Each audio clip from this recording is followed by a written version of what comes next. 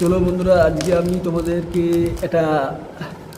আমি ফ্যানের মধ্যে এসি তৈরি করব এবং কিভাবে তৈরি করব চলো তোমাদেরকে দেখাচ্ছি। দেখো, এটা আমি একটা সেলাইন কিনেছিলাম, বাজারে ওষুধের দোকানে পেয়ে যাওয়া। ওটা থাকছে না কেন, আমি এটা কেটে নিই। সেলাইন দেখে নাও।